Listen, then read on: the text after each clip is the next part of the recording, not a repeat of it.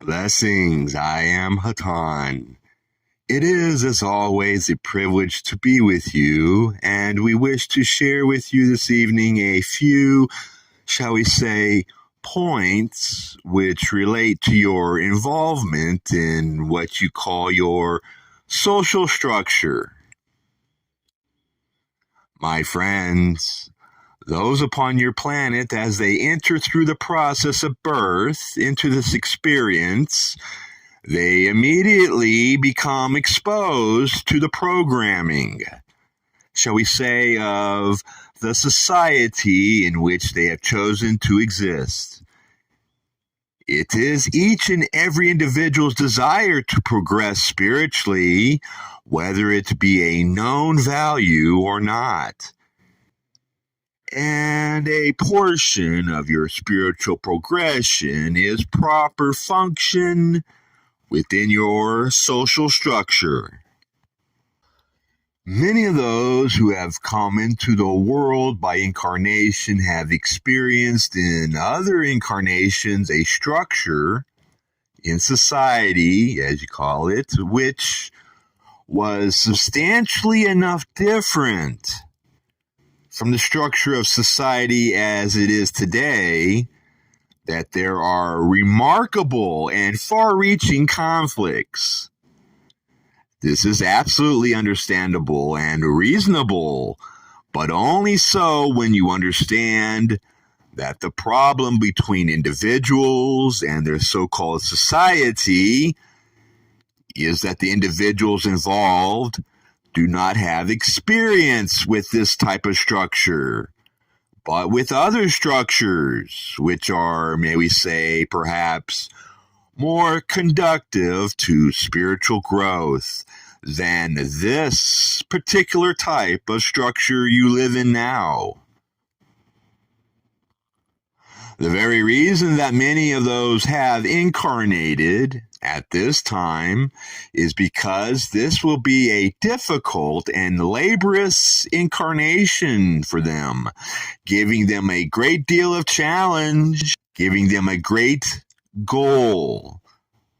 Those who are incarnated at this time, those who have incarnated into this third density, have chosen not the easy way, but the way that leads to what they feel are greater rewards.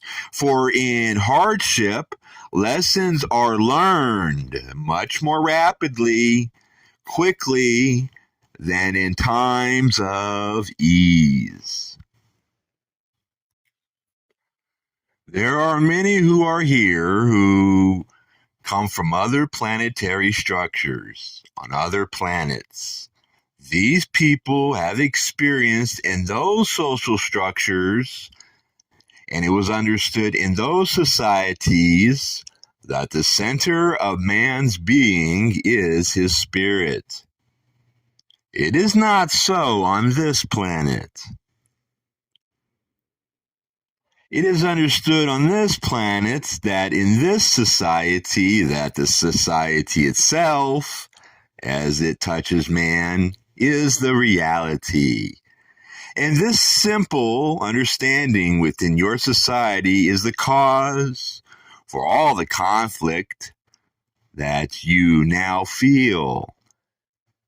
It is simple and yet very difficult to penetrate because, as we say, when you woke up as a child in this world, immediately this world began to inform your mind of its version of reality. Each of you has knowledge within you, for you came into this world with your knowledge intact. You know that this world is not correct in its speaking to you, yet you have been very frustrated and unable to express this knowledge because there are no words, and it seems sometimes that there are no alternatives. And certainly there is no loophole, shall we say, no excuse. So you can't ignore the world as it presents itself to you and substitute your own version. Let us back up to what we of Hatonn would perhaps say reality is.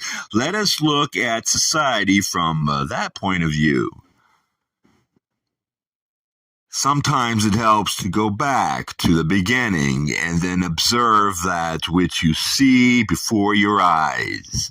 You know that you are as the plants and the animals, and that one portion of you is of the earth and will remain with the earth. You know that many of your functions are earthly, and that just as the seed grows into the plant and then into the tree, and the new seed grows, and the cycle goes on and goes on, so, my friends, you were once a seed. There are many things that you do that are of the animal variety, and you fulfill your nature at this time. And this is a blessed and correct action of instinct and of nature, and of course as it should be in this world. Yet that part of you can be laid aside while we look at the next part, which is, of course, your societal nature. That part of you which reacts with the creation of man as your animal nature reacts with the creation of the Creator. You react with other men and with the creations of man, that being their ideas, their boundaries, their structures of all kinds, all things which are created in the mind of man. Left to itself,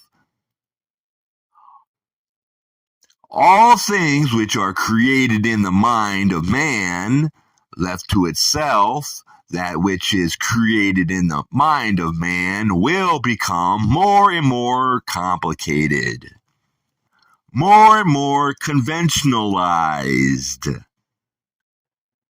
until entanglements become so great that they strangle themselves.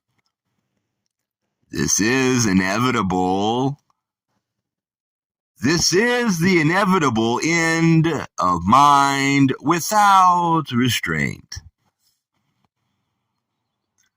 Many of your kind have come to depend very greatly upon the powers of the mind and upon what other people say and upon what is obviously the way things are. This phrase within this channel's mind seems to occur very often.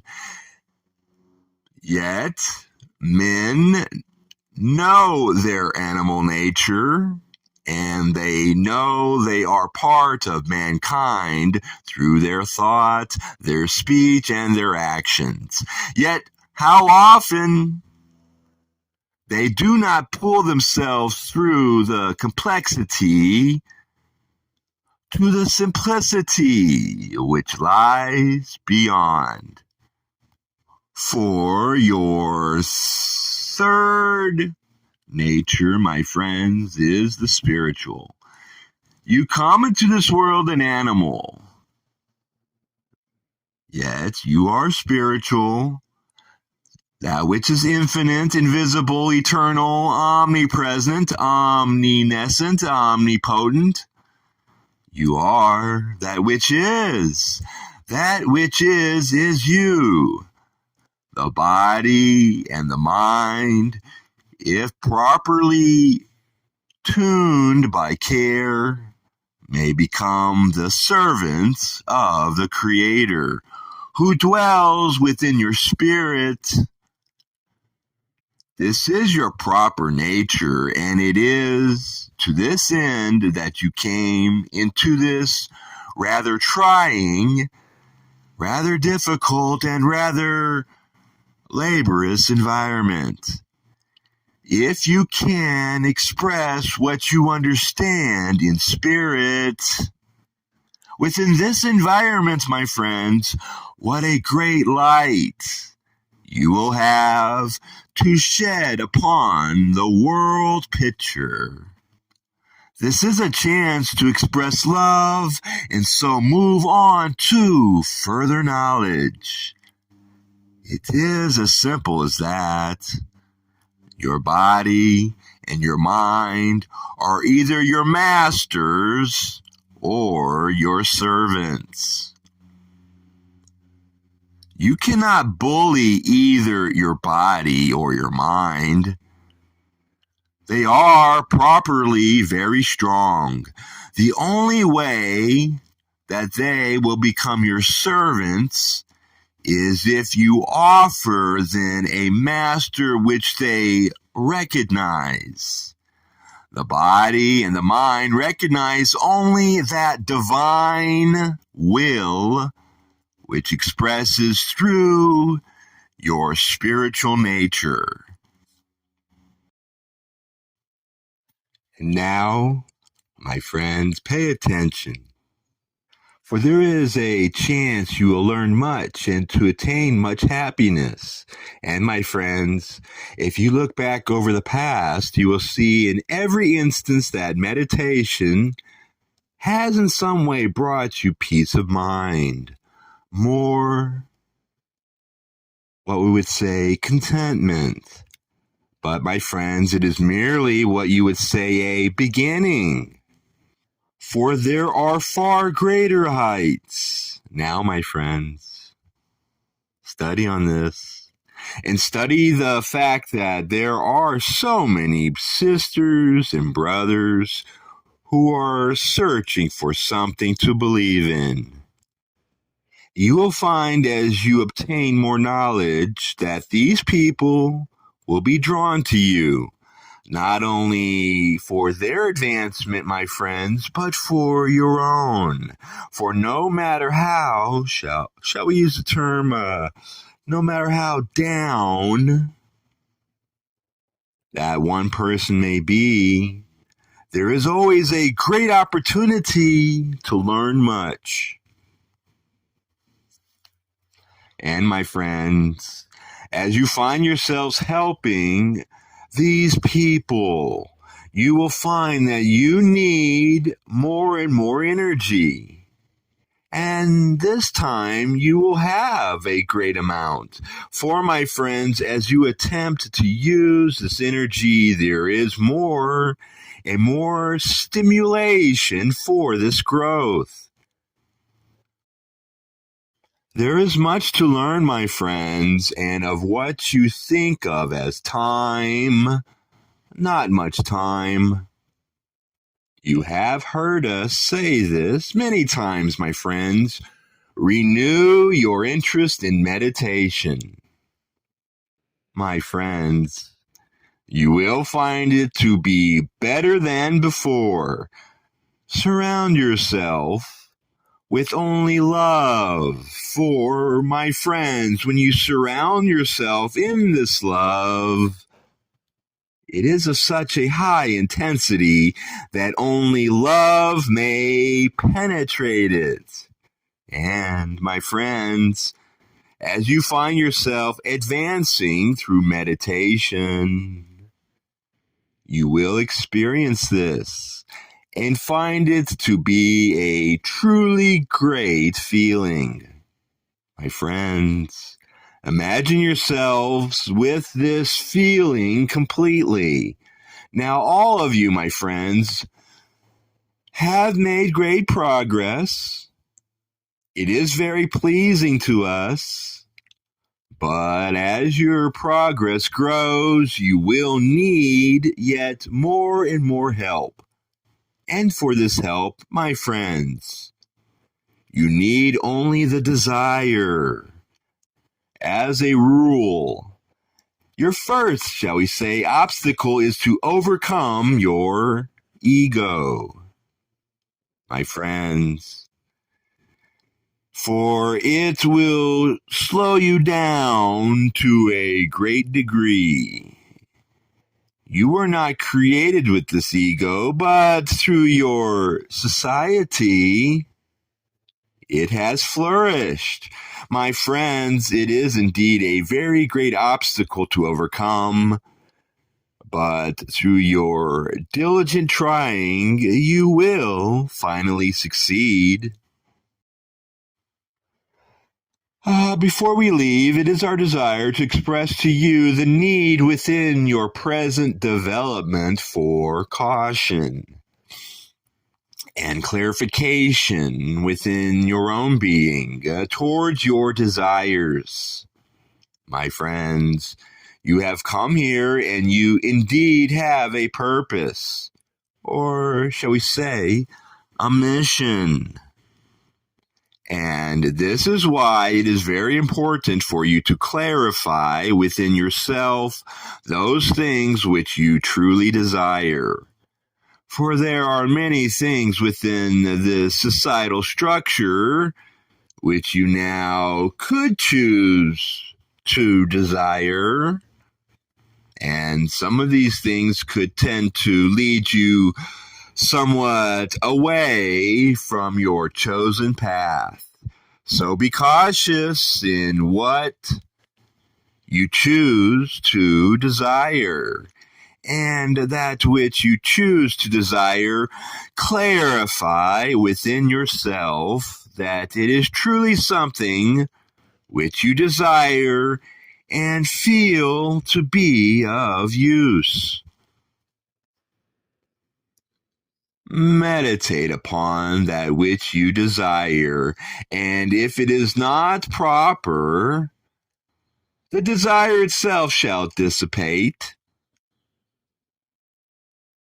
Discretion, you might say, is a necessity for your avenue of progression. And with this thought, I will leave you in the love and in the light of our infinite Creator. I am Hatonn, Adonai Vasu.